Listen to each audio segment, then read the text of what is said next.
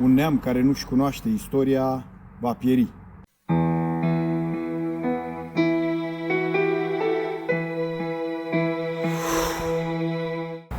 Doamne ajută, fraților, și la mulți ani!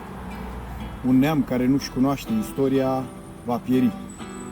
Pentru aceasta, cu toții suntem datori ca ai noștri copii, generațiile care vin, să aibă în școli predată istoria României, să vadă exemplele de jertfă și de eroism pe care le-am avut și care ne dau nouă bărbăție, ne dau demnitate.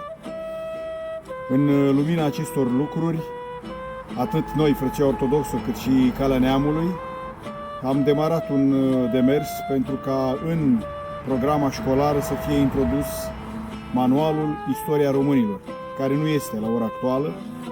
Există de anul trecut, din 2023, istoria ungurilor, istoria secuilor, istoria țiganilor, istoria evreilor. Dar istoria românilor nu există ca și manual. Sunt capitole separate în diferite manuale școlare, dar nu există un manual care să trateze serios, de la cap la coadă, istoria românilor, iar lecțiile din celelalte manuale prezintă domnitori care sunt reprezentativi pentru istoria noastră decât fugitivi. Pentru aceasta ne-am hotărât ca duminică, pe 14 ianuarie, la Târgoviște, de la ora 13, în fața Catedralei Eroilor din localitate, să desfășurăm un marș către statuia voievodului Mihai Viteazu din centrul Târgoviștei, cetate voievodală, și acolo vom susține atât un moment artistic cu copiii din frăție și cu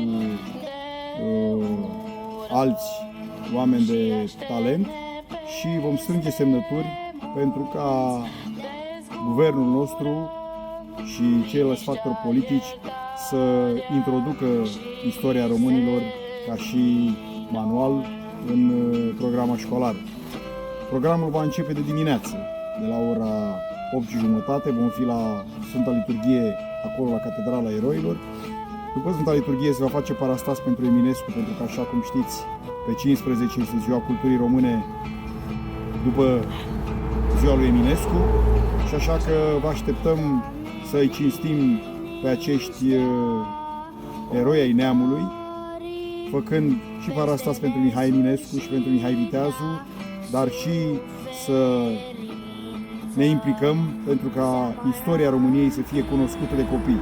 Pentru că așa cum un copil care crește fără părinți iese un adult cu probleme sociale, dezvoltă probleme sociale, așa și un neam care nu-și cunoaște părinții din istorie, la fel va fi un neam fără coloană vertebrală, fără demnitate, fără moralitate. Vă așteptăm acolo, în număr cât mai mare, pe cei din zonă și nu numai, să ne bucurăm. După manifestare, după ce vom încheia strângerea de semnături la statuia voievodului Mihai Viteazu, vom merge să ne închinăm la Mănăstirea Dealu, la capul Sfântului Mihai Viteazu, care este depus acolo. Vă iubim și Doamne miluiește neamul nostru românesc!